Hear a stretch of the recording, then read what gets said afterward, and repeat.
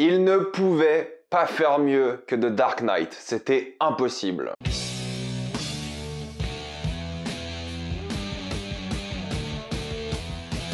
The Dark Knight Rises. Contrairement à d'habitude, il n'y aura que des spoilers dans cette vidéo, donc si vous n'avez pas vu ce film, foncez le voir. Cette vidéo sort donc pile à l'heure avant de Batman, on a tous très hâte de le voir. C'est la conclusion de la trilogie Batman de Christopher Nolan. J'ai fait les critiques des deux précédents Batman et aussi de ma vidéo de Prestige que pas grand monde a regardé, même si c'est un film que moi j'aime beaucoup, du coup je vous conseille de la voir. Et aujourd'hui, on finit cette trilogie qui a marqué beaucoup les esprits dans les années 2010.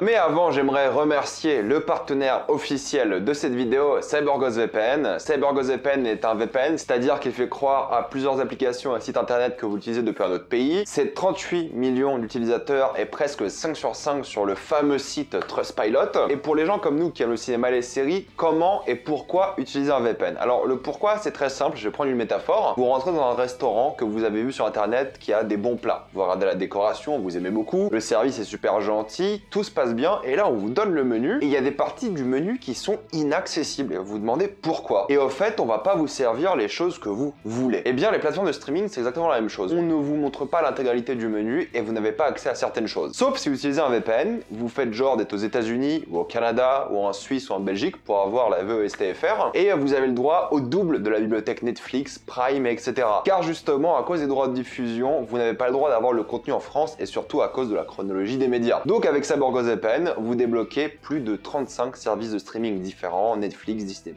Hulu, Prime, tout ce que vous voulez. En plus de ça, vous savez que moi j'adore voyager et c'est extrêmement efficace pour plusieurs raisons. Déjà, vu que vous voyagez d'un pays à un autre, forcément les droits de diffusion changent. Si vous avez envie de regarder quelque chose en bougeant, c'est un peu compliqué. Et aussi car la sécurité est importante. Quand vous êtes connecté sur une Wi-Fi d'un aéroport, d'un bus, d'un restaurant, d'un hôtel, avoir un VPN est important pour protéger vos données. C'est bien plus utile. Et la protection de vos données, c'est important et vous n'y pensez que lorsque ça vous arrive et c'est déjà trop tard. CyberGhost VPN est disponible sur tous vos appareils et évidemment tout le monde peut l'utiliser très simplement. Il suffit de lancer l'application, d'appuyer sur le pays en question et sur Start et c'est plié. Tout le monde peut l'utiliser facilement. Des grands sites comme Clubic et FR Android le recommandent et vous êtes satisfait ou remboursé sous 45 jours et vous avez le droit à une assistance technique en français 24h/7. Un seul abonnement suffit pour cet appareil, vous pouvez donc partager ça avec votre famille et vos amis. Et si vous utilisez le lien dans la description et dans le commentaire épinglé, vous avez le droit à 85% de déduction plus 4 mois gratuits. Foncez sur l'offre, elle est vraiment géniale. Pour revenir à ce film, c'est vrai que The Dark Knight faisait très fin en soi. En le revoyant récemment pour la critique, je me suis rendu compte qu'en fait, ça fait fin de Batman. Et c'est vrai que l'histoire et la saga de Nolan auraient pu s'arrêter là, c'est la vérité. Ils avaient prévu d'autres choses à la base. Normalement, le troisième opus devait se concentrer sur le jugement du Joker, mais vu que l'acteur est décédé, le pauvre, malheureusement, ça n'aura jamais lieu. Du coup, ça a lieu des années plus tard après les événements du précédent film et on a changé complètement la donne. Il y a plein de choses qui sont différentes et on va en parler en vidéo. Mais c'est vrai que la scène d'introduction, encore une fois, prouve que Nolan est très fort pour ce genre de choses et qu'il filme très bien les grandes cascades. On a cette scène avec un avion qui débarque, qui a été filmé pour de vrai. C'est une vraie scène réelle. La qualité IMAX est dingue, même si on a encore une fois le même problème où quand t'es sur le Blu-ray 4K, ça change de l'IMAX au CinemaScope tout le temps et c'est un peu insupportable. Mais c'est vrai que la qualité IMAX est dingue et t'aurais aimé avoir tout le film en IMAX. Ça aurait été dingue. Mais malheureusement, c'est pas le cas pour plein de raisons différentes. L'argent, le côté artistique, peu importe. Mais c'est vrai que la scène est dantesque. T'introduis ce méchant, il est badass, on en parlera après. Mais t'as une vraie scène que tu peux toucher, qui est palpable, qui est une vraie cascade, qui est dingue. Elle est bien filmée, bien mise en valeur. Elle est vraiment jolie. Enfin, vraiment, la musique, tout est super dans cette scène. Ça te fait déjà poser plein de questions sur ce qui se passe et tout. T'es vraiment intrigué et t'adores cette scène. Il a presque fait aussi bien que la scène dans le précédent film.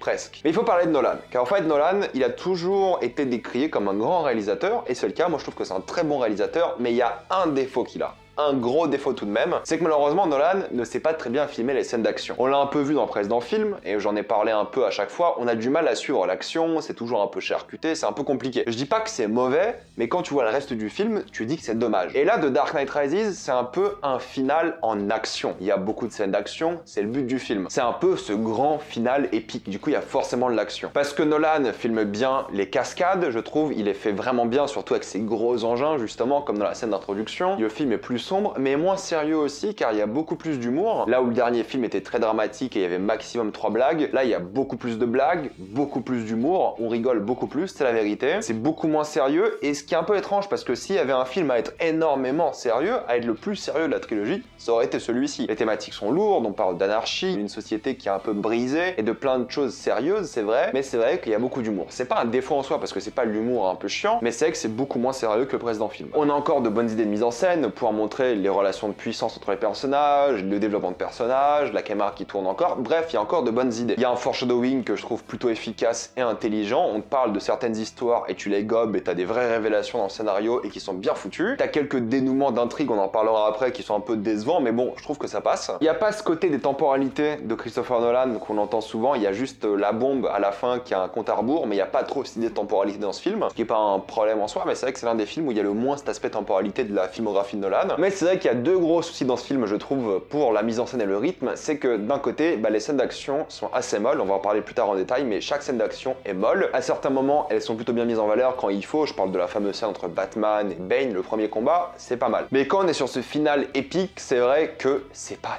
terrible. Ça fait presque assez faux parce qu'on est encore une fois sur ce côté réaliste de Christopher Nolan et t'as des mecs en latex qui se battent. C'est un peu crédible, même s'il a essayé d'avoir des costumes assez bien foutus, c'est vrai que les scènes d'action sont pas intenses et sont pas incroyables. Les chorégraphies non plus, c'est assez basique. La scène de combat entre Batman et Bane est plutôt cool car il y a un côté où on joue sur le décor, on joue sur la lumière, on joue surtout sur le dialogue. La scène de combat en soi est pas ouf, mais il y a un dialogue. Et en fait, c'est du développement de personnage et c'est le premier duel. Comparé à la scène finale où il y a plus de dialogue, en même temps c'est normal, il y a un gros combat autour, c'est compliqué, mais il n'y a pas cette intensité des coups. Il n'y a pas ce moment où tu dis putain en fait là la mise en scène est folle. Je dis pas qu'il n'y a pas d'intensité dramatique, émotionnelle, mais la mise en scène elle est plate dans cette scène et dans toutes les scènes d'action, même à la fin, sont assez plates. Et le climax, d'un point de vue de la mise en scène, est très décevant car il n'y a pas d'émotion visuelle, il n'y a pas de mouvement de caméra impressionnant, il n'y a pas de truc qui rentre très bien. Et ce fameux Batwing à la fin, ou le bat comme ils appellent ça dans le film, rend pas très bien l'image. Alors oui, il fait palpable et tout, mais pour une fois tu vois les effets spéciaux et c'est vrai que Nolan le filme pas très bien. Il s'est amélioré par la suite pour ce genre de choses, c'est un réalisateur qui s'améliore sans cesse je pense, mais c'est que les scènes d'action de ce film là sont assez mal faites. Ok, mal c'est pas le terme approprié, mais ils sont juste médiocres. Et pour un film aussi épique, aussi grandiose, t'aurais aimé que la mise en scène suive aussi, ce qui n'est pas le cas. Je parle des scènes d'action, il y a des fois la mise en scène suit parfaitement, on en parlera après. Mais pour les scènes d'action, les combats et tout, c'est vrai que Nolan, il a vraiment du mal. C'est pas nouveau, mais en fait dans The Dark Knight, il s'en sortait bien parce qu'il y avait pas de scène de combat. Il y en avait très peu, du coup ça passait. Là, il y en a beaucoup et ça passe beaucoup moins. Par contre, tout ce qui est Batmobile, tout ça, il gère plutôt bien. De Bat, un peu moins, surtout vers la fin où c'est juste éclairé trop bêtement. À la fin, tout est éclairé, en même temps, tu vas me dire, c'est le jour en hiver, du coup, il y a ce soleil un peu froid, d'accord, mais c'est vrai qu'il n'y a pas d'originalité dans l'éclairage. Du coup, ça fait un peu plus faux. Mais il y a un autre problème dans ce film, je trouve, c'est que Nolan, il a mal géré le rythme. C'est-à-dire que des fois, on oublie que des personnages existent, surtout à partir de la fin où Gotham est assiégé. Tu oublies que certains personnages existent, et à un moment, tu revois Catwoman et tu dis, putain, c'est vrai qu'elle existe. Et du coup, tu passes du mal à un personnage à un autre, t'as des gros moments où tu vois pas Bruce Wayne, puis après, t'as des gros moments où tu vois pas Catwoman, et le film a du mal à jongler à partir de ce moment-là entre les personnages, et ça perd beaucoup l'intérêt. On passe un long moment sur un mec de la CIA ou du FBI ou du gouvernement, peu importe qui arrive, on passe beaucoup de temps avec lui, et il se fait tuer juste après. Tu dis, ok, j'ai compris c'est quoi le but de la scène, mais entre temps, t'aurais pu avoir des scènes avec Catwoman, avec Batman, mais non, en fait, tu passes beaucoup de temps sur des choses peu importantes, et t'as du mal à rebondir, et je trouve que le rythme du film se casse un peu la gueule, et c'est déjà 2h45. Je pense que c'est un peu long, et le film aurait dû durer autant que son prédécesseur, maximum 2h30. Je lui fais des critiques comme ça parce que c'est ce qui ressort du film, ça veut pas dire que c'est un mauvais film, ça veut pas dire que j'ai détesté, mais c'est juste des trucs qui ont été décevants par rapport au dernier film. Mais encore une fois, c'était impossible de faire mieux que le dernier film. C'est ça qui est important de dire aussi. Mais il a aussi régressé sur certains points, ou alors il s'est pas assez amélioré. Le truc qui sauve énormément ce film, mine de rien, non pas qu'il a forcément besoin d'être sauvé, comme je le répéterai, parce qu'on va penser que je suis trop négatif, mais j'aime beaucoup ce film aussi, c'est Hans Zimmer. Hans Zimmer, la musique, c'est sûrement la plus mémorable des 3 films, car il y a de grosses scènes légendaires. Il y a plein de scènes qui sont géniales, avec la musique de Bane, par exemple, la musique quand il sort du puits, la musique où Batman arrive pour la première fois. C'est des séquences qui sont amplifiées par la musique énormément et elle a une présence de fou. Et lorsqu'on pense à Rises, on pense à la musique avant tout. En tout cas, quand moi je pense à Rises, je pense à la musique. Je sais pas pourquoi, c'est un réflexe, parce que moi mes souvenirs sont fortement liés à la musique. Je vais vous parler d'un exemple. J'ai vu Rises au cinéma il y a maintenant 10 ans. C'était le film à l'époque que j'attendais le plus de ma vie. J'en pouvais plus, j'attendais ça à fond. J'avais adoré les 2 films d'avant, je voulais trop voir ça, j'avais 15 ans en 2012. J'attendais ce film énormément. Je suis allé voir au cinéma, je me rappelle exactement quel cinéma, j'étais où, je me rappelle de tout. Et je me rappelle que la scène qui m'a fait vraiment des frissons, que j'attendais impatiemment, c'était la scène de course-poursuite, la première où Batman arrive, et lorsque j'ai entendu la musique, j'avais des frissons. Tous mes poils se sont hérissés et la mise en scène, la musique, tout était parfait. Et je trouve que là, en regardant le film, j'ai eu la même émotion. Et je trouve que toutes les scènes qui sont grandioses en musique sont géniales. La course-poursuite, le puits, génial. Vraiment, des moments 11 sur 10, on est sur un niveau de mise en scène, d'émotion, de musique parfait. Mais c'est ça le souci, je trouve qu'il se repose beaucoup sur la musique. Les scènes de fin et tout, où la musique est présente mais moins mémorable, moins puissante, t'as du mal à accrocher à la scène. Parce que t'es habitué durant ce film à des grosses envolées lyriques, où t'entends que la musique et pas un autre bruit de la scène presque, que la fin est un peu décevante, et vous avez compris que je suis un peu déçu par la fin et le climax de manière générale. Car c'est pas comme les autres films où le climax dure 20 minutes, hein. Là on est sur 45 minutes de climax, un acte final vraiment énormissime, et ça s'arrête jamais. Mais il est un peu décevant sur la mise en scène, sur le scénario, sur ce qui se passe dedans, enfin bref, c'est un peu décevant. Et le problème vient aussi du fait que Gotham, c'est un peu compliqué, parce que Gotham, dans le premier film, il y a des quartiers qui sont vraiment horribles, dans le deuxième, c'est juste une mégalopole normale, dans le troisième aussi, dans le deuxième, on te dit qu'il y a 30 millions de personnes, dans le troisième, on dit qu'il y en a 12 millions sur l'île, et Gotham, c'est une super ville, il y a plus de criminalité, où il y en a très peu, c'est une ville en paix, il y a plus trop de gangs, plus trop de mafieux, à cause de ce qui s'est passé dans le précédent film. Le fait que cette ville existe grâce au mensonge sur l'identité de Dent et qu'il était à la fin, est une image assez belle de la ville, je trouve, et elle existe paisiblement maintenant par un mensonge. Évidemment, les méchants vont intervenir, ils vont détruire cette ville, et t'as jamais l'impression qu'il y a 12 millions de personnes dans la ville. Tu vois beaucoup de flics, beaucoup de criminels, mais tu vois très peu de civils, et c'est un peu dommage parce qu'en fait cette ville, là où c'était un moment où fallait qu'elle soit assiégée, elle a été, où fallait vraiment montrer un peu la cohésion dans la ville, comment cette ville existe sous ce siège, des moments avec des civils pour montrer l'impact des civils. Attends, 12 millions de civils quand même, c'est énormissime. Et c'est vrai qu'on n'a jamais ce moment-là, et en fait on a du mal à en avoir quelque chose à faire de Gotham, parce qu'on l'a jamais remise en valeur. Tout ce qu'on sait de Gotham, c'est la criminalité, c'est beau gratte-ciel. Mais on n'a jamais ces moments où on a remis un peu en valeur Gotham. Là on voit juste les criminels contre les riches. C'est toujours difficile d'avoir de l'empathie pour des riches qui on te dit ont manipulé le système, ont été corrompus, des choses comme ça. Mais là c'est vrai que t'as ce siège là, t'as du mal à ressortir de l'émotion parce que justement il y a personne dedans. J'aime bien le côté anarchiste parce qu'encore une fois c'est quelque chose que le Joker mettait en avant et les événements ont finalement eu lieu. Mais c'est vrai qu'il y a des choses qui me dérangent par rapport au fait que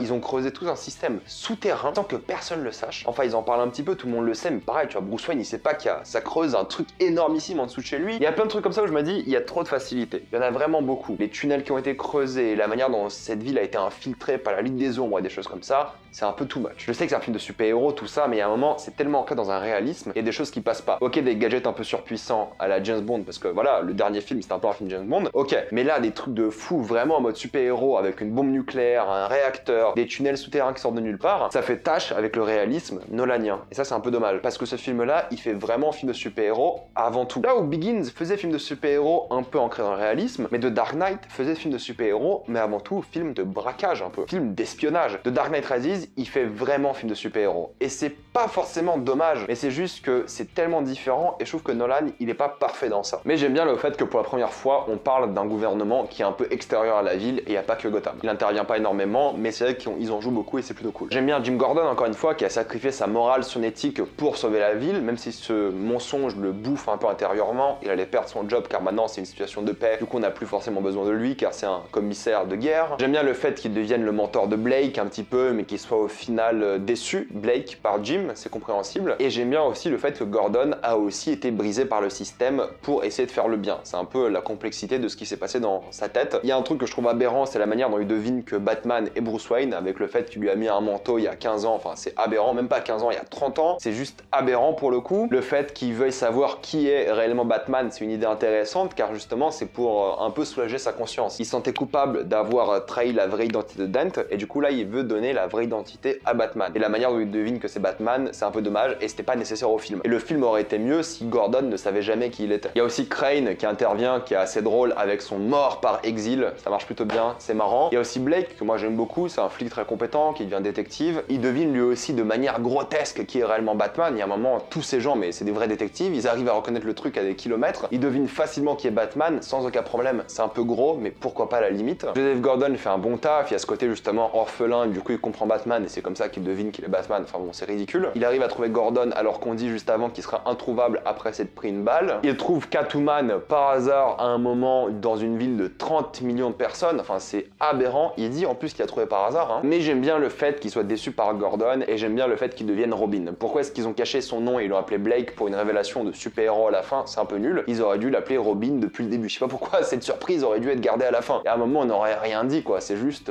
ridicule. Enfin bref, je comprends pourquoi ils ont fait ça, mais ça faisait vraiment super-héros pour le coup. C'est quelque chose chose qui est pas très nolanien. Alors qu'en vrai, on savait tous que c'était Robin ou quelqu'un d'autre. Le truc, c'est qu'ils auraient dû l'appeler Robin depuis le début, ça n'aurait rien changé à l'histoire. Et la révélation à la fin, elle est même pas incroyable, en mode ouais, Robin, non, en fait, on s'en fout. C'est pas du tout le but du film, l'identité de ce personnage-là, ça fait juste presque scène post-générique. Même si je le voyais bien en tant que Robin, et il me semble que c'était jamais question d'avoir des films sur lui, il marchait plutôt bien ce personnage. Il était juste un peu trop surpuissant et il y a beaucoup de facilités scénaristiques liées à son intrigue. J'aime bien aussi le personnage de Mendelssohn qui représente un peu le problème de Gotham, cette élite corrompue qui ferait tout pour de l'argent et au final se fait punir car Bane est un anarchiste. Ce qui est marrant avec Bane, c'est que Tom Hardy, génial dans le rôle, énorme, vraiment des trapèzes, un corps de fou, son design est cool, j'adore sa voix, ce qu'il a fait avec, la manière dont il parle, son regard qui est des fois comique et des fois effrayant. Il y a cette scène où il pose sa main sur Daggett comme ça et lui dit « Est-ce que tu te sens en contrôle ?» C'est génial. Il y a un côté philosophique assez intéressant sur comment il voit les gouvernements, le côté anarchiste et tout ça. Il a une phrase où il dit « Je n'étais personne avant de mettre le masque » en disant qu'en fait tout le monde s'en foutait de qui il était avant de mettre le masque. Il a une philosophie de vie intéressante, il est poli des fois sans être sarcastique, il est littéralement poli parce que c'est juste un mec, tu vois que il a juste des idées très précises, il est prêt à tout pour ses idées, mais il est pas fondamentalement méchant dans sa tête. C'est juste qu'il ferait tout de manière presque non personnelle pour atteindre ses objectifs. J'aime beaucoup que ces mercenaires soient prêts à donner leur vie pour justement leurs frères, car c'est tous des frères avant tout, c'est pas juste des mercenaires. La scène de la bourse est stylée et ça montre qu'il s'attaque aux finances des riches et qu'il était vraiment anarchiste sur ce coup-là et les gens qu'il fallait faire tomber, c'est les riches avant tout. Il y a aussi cette phrase assez drôle où un trader lui dit « Y'a rien à voler ici » et il répond « Alors pourquoi est-ce que vous êtes là ?» Et il y a ce côté anarchiste qui est cool mais pas en mode Joker. Joker c'était vraiment l'anarchie pure, le chaos total. Lui c'est un anarchisme un peu plus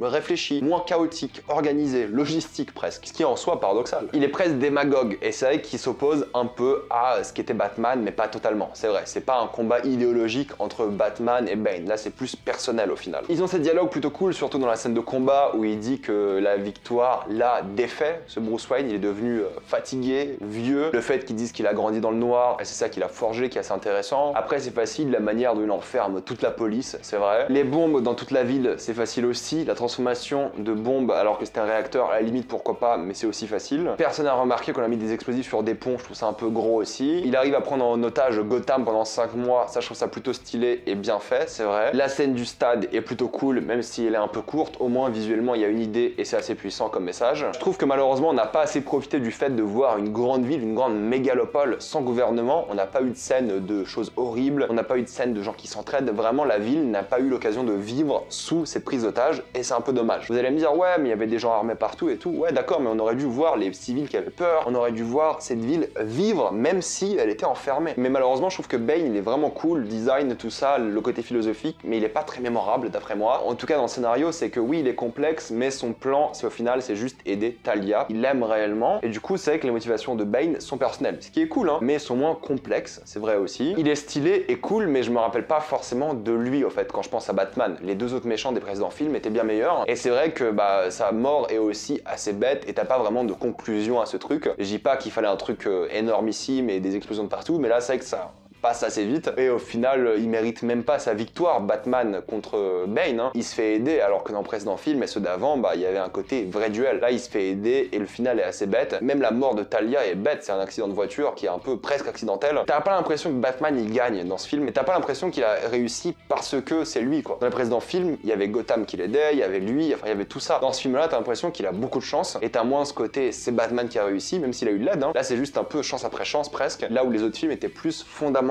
Là c'est vrai qu'il a quand même beaucoup de chance, c'est un peu dommage, ça le rend moins puissant dans ce film, ce qui est un peu le but, on en parlera après. J'aime bien Talia qui a ce côté manipulatrice, elle couche avec Bruce, elle essaie de posséder son entreprise et plein de choses comme ça. Pourquoi pas, c'est plutôt bien fait. Est-ce qu'il fallait réellement retourner à l'intrigue de la Ligue des Ombres? Je ne sais pas, mais écoutez, ça passe. J'aime bien le fait qu'on pense que ce soit Bane qui soit sorti justement du trou, le puits au final plutôt qu'elle, parce que c'est la grosse révélation du film, c'est vrai. Au final le twist marche plutôt bien, mais c'est vrai que j'ai du mal avec ce personnage parce qu'au final ce qu'elle dit dans le film c'est qu'elle veut juste raser Gotham car son père aurait souhaité ça, mais elle dit aussi dans le film que son père l'a abandonné et du coup qu'elle en voulait à son père. Alors oui, ils se sont revus après apparemment, mais c'est qu'ils auraient peut-être dû développer ça un peu plus de flashbacks, quelque chose, pour montrer vraiment qu'il y avait une vraie relation qui pousse ce personnage à vouloir raser cette ville. La seule raison pour laquelle il veut raser cette ville, c'est pas comme Liam Neeson qui avait une vraie personnalité et qui avait vraiment des vraies envies, ce Ra's al Ghul, parce que c'était éthique, c'était idéologique, que là Talia c'est la vengeance et c'est moins puissant comme motivation je trouve, surtout surtout qu'on n'a pas des flashbacks ou des moments où on voit ce personnage être avec son père, et c'est vraiment décevant d'après moi. Et c'est vrai que sa mort est mauvaise, je dis pas que c'est la faute de l'actrice, mais je me demande comment Nolan s'est dit ouais c'est ok, ça passe quoi. Je me suis dit les gens exagèrent et tout, mais non, je l'ai revu, les gens n'exagèrent pas du tout, sa mort est catastrophique. Pour parler de Catwoman, c'est vrai qu'on a un gros problème, c'est que j'adore le début avec Catwoman, le côté manipulatrice, le côté fait genre c'est une femme qui fait pas de dégâts, qui est très simple, qui est toujours au mauvais endroit au mauvais moment. J'aime bien ce côté là du personnage, d'accord. J'aime bien quand elle est Catwoman, ses idées et tout, le fait qu'elle devienne gentille à la fin, super. Mais c'est vrai qu'elle est pas très mémorable, on la voit pas beaucoup. Il y a pas trop d'alchimie je trouve avec Bruce Wayne, le fait qu'ils finissent ensemble à la fin en regardant le film, tu dis ouais c'est un peu forcé. Il y a pas ce côté sensuel comme il y avait Pfeiffer dans les films de l'époque. Pfeiffer est un personnage bien plus mémorable, bien plus stylé, un vrai anti-héros, vraiment cool. Là c'est vrai qu'on est sur un personnage qui est beaucoup moins excitant, c'est la vérité. Et je dis pas sexuellement, mais de la regarder à l'écran,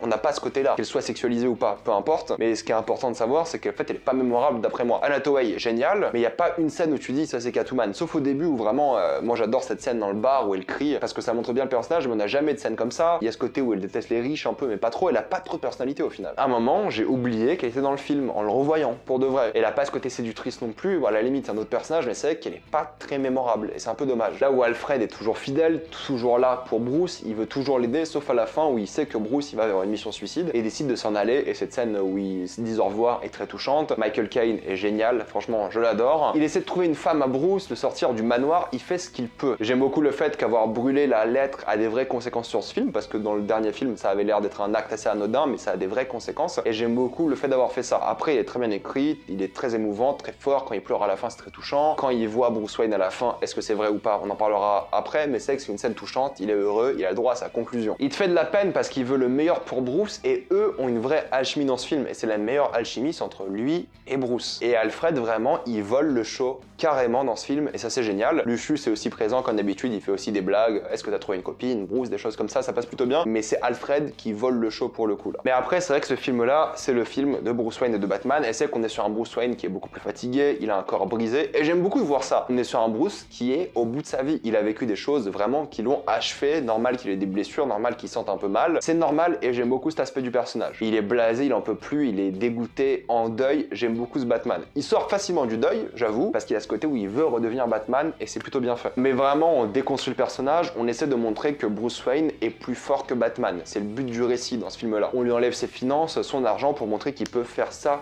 autant qu'il veut, même sans l'argent. C'est comme Iron Man 3. On enlève tout pour prouver que c'est Tony Stark, le héros, et pas son armure. Là, c'est un peu la même chose. C'est Bruce le héros et pas Batman. Batman est l'idée, mais Bruce est le héros. J'aime bien le fait qu'il rigole, qu'il se fasse manipuler par un peu tout le monde. Ça marche aussi parce qu'il est pas surpuissant, il est pas le détective parfait, donc il se fait un peu manipuler aussi. C'est vraiment son film, et j'aime beaucoup le passage dans la grotte. Alors oui, il se soigne assez rapidement son dos, mais ça me dérange pas spécialement. J'aime beaucoup la scène épique où il sort du puits, elle est géniale. La manière dont ils arrivent à créer un mythe par rapport au puits, à te créer des histoires qui servent vraiment l'intrigue et pas juste créer des histoires. Hein. Il y a un vrai lore à ce puits, il y a la Ligue des Ombres qui est importante, avec Liam Neeson qui a un caméo qui est super. Et comment il est retourné à Gotham, honnêtement, je m'en fiche. Hein. C'est un mec intelligent, il peut le faire. Mais c'est vrai que la scène du puits est l'une des meilleures de la trilogie, sans aucun doute. Après Batman, c'est vrai que l'essentiel, c'est d'être une idée avant tout, un symbole. J'ai parlé des scènes que j'aimais avec lui. C'est vrai qu'il y a ce combat contre la police qui est très peu présent dans le film. C'est pas un ennemi de la police durant le film, il y a une scène où c'est un ennemi de la police. Pour parler encore des défauts du film, c'est vrai que la scène d'action avec Catwoman est plutôt mal filmée, plutôt ridicule, c'est un peu dommage. Il y a cette grosse facilité avec le logo de Batman qui apparaît sur le pont, tu te dis c'est un peu simple encore une fois. Et c'est vrai que la confrontation finale où ils courent les uns sur les autres est un peu simple d'après moi, un peu stupide aussi. Et on n'avait pas forcément besoin d'une confrontation finale épique en vrai, d'avoir la police, les criminels qui se courent les uns sur les autres, c'était pas réellement nécessaire. Ou alors fallait bien le faire. Et là c'est vrai que c'est vraiment décevant. Le combat final est aussi décevant, tout est un peu décevant à propos de ce climax. Il n'y a pas vraiment de poids de la mise en scène et le poids dramatique est restreint. Et c'est un peu dommage d'avoir un peu fait ce grand truc épique qui est juste moyen. Il y avait moyen de faire plus subtil et plus grandiose émotionnellement que ce qu'on a eu là. Là c'est vrai qu'on est dans un film très super-héros et c'est un peu dommage parce que c'est pas Nolan ça, c'est pas ce qu'il fait de mieux. Et le moment avec le bat et tout, se fait pas très bien à l'écran, c'est pas très réaliste parce que c'est un film qui est censé être réaliste. Hein. Il fait très super-héros et c'est un peu dommage. Après on peut se poser des questions, est-ce que Batman a réellement survécu à la fin? Est-ce que Bruce Wayne a survécu? Il y a bien ce plan dans le cockpit à quelques secondes de l'explosion, mais en même temps il est présent à la fin et on dit que l'autopilote a été réglé. Honnêtement, je m'en fous. Que Alfred ait imaginé Bruce à la fin ou pas, je m'en fiche. Il aurait très bien pu être présent, je m'en fous. Mais c'est vrai que je trouve ça un peu dommage de la part de Nolan d'avoir ce plan justement juste avant l'explosion où tu vois Batman dans le cockpit. C'est un peu malhonnête. Si tu voulais une fin ouverte, fallait le faire comme t'as fait dans Inception par exemple. Là c'est bien mieux parce que le plan s'arrête juste à la fin. Là passé avec le plan du cockpit juste avant l'explosion, ça montre d'un point de vue filmique, hein,